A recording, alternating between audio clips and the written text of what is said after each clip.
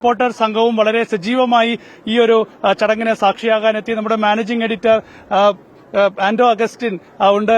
എങ്ങനെയുണ്ടായിരുന്നു ഒരു എക്സ്പീരിയൻസ് ഇവിടുത്തെ? ലൈഫിൽ കിട്ടിയ ഒരു വലിയ അനുഗ്രഹമായിട്ടാണ് ഞാൻ ഇതിനെ കാണുന്നത്. കാരണം മാർപ്പാപ്പയുടെ തൊട്ടടുത്ത് നിന്ന് റിപ്പോർട്ട് ചെയ്യാൻ കഴിഞ്ഞു. തൊട്ടടുത്ത് ഒന്നാമത്തെ രണ്ടാമത്തെ ലൈനിൽ നമ്മൾ നിന്നു. അത് മാത്രമല്ല വിശുദ്ധ കുർബാന കാണാൻ കഴിഞ്ഞു, മുഴുവൻ ക്രിസ്തു കുർബാന കാണാൻ കഴിഞ്ഞു, വിശുദ്ധ കുർബാന കൈക്കൊള്ളാൻ കഴിഞ്ഞു. ഒരു ലൈഫിൽ ചിലപ്പോൾ ഇതുപോലെയുള്ള അവസരങ്ങൾ വളരെ ചുരുക്കമായിരിക്കും കിട്ടുന്നുണ്ടാവുക. ഞങ്ങൾ എല്ലാവരെയും സംബന്ധിച്ചിടത്തോളം ഞങ്ങൾക്ക് VIP ഗേറ്റിൽ കൂടെ എൻട്രി കിട്ടി. തൊട്ടടുത്ത് കഴിഞ്ഞു, എല്ലാവരോടും സംസാരിക്കാൻ കഴിഞ്ഞു, എല്ലാ പിതാക്കന്മാരോട് സംസാരിക്കാൻ കഴിഞ്ഞു. വലിയൊരു അനുഭവമായിട്ടാണ് ഇതിനെ ഞങ്ങൾ കാണുന്നത്. അത്ര ജനലക്ഷങ്ങളല്ലേ ഇത്രയും ആളുകൾ വന്നിട്ടും എന്ത് നല്ലൊരു അറേഞ്ച്മെന്റ്സ് ആയിരുന്നു അല്ലെ? ഒരു ലക്ഷക്കണക്കിന് ആളുകൾ വന്നിട്ട് അങ്ങനെ ഒരു വലിയൊരു പ്രതിസന്ധി ആർക്കും ഫീൽ ചെയ്തില്ല. ഞാൻ വിചാരിക്കുന്നില്ല ലോകത്ത് ഇതുപോലെ ഒരു മത നേതാവിന് ഒരു സംവിധാനം കിട്ടുമെന്ന് തോന്നുന്നില്ല. കാരണം 200 കോടി ജനങ്ങളുടെ പാപ്പയാണ് ഫ്രാൻസിസ് പാപ്പ. കാരണം പാവങ്ങളുടെ പാപ്പയാണ്.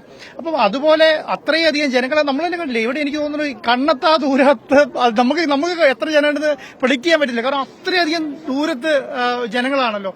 ശരിക്കും നമ്മൾ അവിടെ ഒരു സ്ഥലത്ത് നിൽക്കേണ്ട ഒരാളല്ലേ. കാരണം ഇന്ത്യയിലെ കേരളത്തിലെ ഒരു ചെറിയ സ്ഥലത്ത് നിന്ന് നമ്മൾ ഇവിടെ എത്തി ഒന്നാമത്തെ ലൈനിലും രണ്ടാമത്തെ ലൈനിലൊക്കെ എത്തുക എന്ന് പറയുന്നത് തന്നെ വലിയ അനുഗ്രഹമായിട്ടാണ് ഞാൻ ഇതിനെ കാണുന്നത്. സുനിലെ ലൈഫിൽ ചിലപ്പോൾ ഇതുപോലെയുള്ള അനുഭവങ്ങൾ പലപ്പോഴേ കിട്ടാൻ സാധ്യതയുള്ളൂ എന്നുള്ളതാണ്. എന്നെ സംബന്ധിച്ചോളം ആദ്യമാണ് ഞാൻ റിപ്പോർട്ടിങ് അധികമൊന്നും ചെയ്തിട്ടില്ലല്ലോ. ഞാൻ ആദ്യമായിട്ടാണ് റിപ്പോർട്ടിങ് ഇവിടെ നിന്ന് ചെയ്തത്. കാരണം നമ്മൾ ഡെസ്കിൽ ചെയ്യുന്നുണ്ടെങ്കിൽ കൂടെ ഡെസ്കിൽ നമ്മൾ ഡിബേറ്റിൽ പങ്കെടുക്കുന്നെങ്കിലും റിപ്പോർട്ട് ചെയ്യുന്നത് ആദ്യമായിട്ടാണ്. വലിയ അനുഭവമായിരുന്നു സുനിൽ. ഈ നമ്മുടെ ഡൊണാൾഡ് ട്രംപിനെ പോലുള്ള ലോക നേതാക്കളൊക്കെ ഉണ്ടായിരുന്നല്ലോ. അപ്പോ അവരുടെയൊക്കെ ചിത്രങ്ങൾ എനിക്ക് തോന്നുന്നു നമ്മൾ നേരത്തെ എത്തിച്ചു കൊടുത്തു. എനിക്ക് ഒരുവിധപ്പെട്ട എല്ലാ ലോക നേതാക്കളെയും കാണാനുള്ള ഭാഗ്യം കിട്ടിയെന്നുള്ളതാണ്. അതുപോലെ തന്നെ പാപ്പേനെ ഏറ്റവും അടുത്ത് കാണാൻ പറ്റി.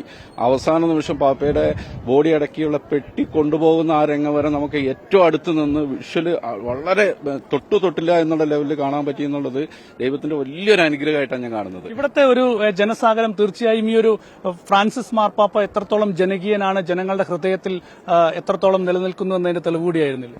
100% ലോകത്തിലെ എല്ലാ നേതാക്കന്മാരും ഇവിടെ എത്തിച്ചേർന്നു.